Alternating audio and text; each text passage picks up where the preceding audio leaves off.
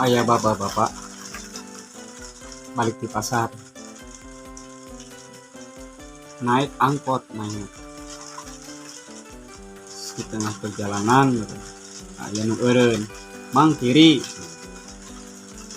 Kiri bisi. Nah, jalan deui. "Mang payun." Aya nu eureun deui, kiri. Maju deui mungkin. Si bapak-bapak eta teh ngomong di jero hatena, "Ieu angkot nyebut ka kiri bener. Mang payun ka kiri. Ah, urang mah hayang nyaho rek ka kanan we ah." "Mang kanan." Seak teh mobil teh ka kiri deui.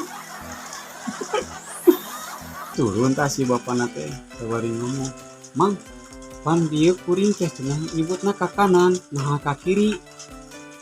Mang atuh mah nya kudu ka kanan, pan di mana-mana ge kudu ka kiri, abdi mah ngartos we bisi amang salah nyebut. Henteu da abdi mah leres bade ka kanan, namun dae ka kanan ku abdi dileuwihan bayaranna." Cenah kitu. Atuh sok naik deui cenah. Urang ka kanankeun cenah. Aduh ampun.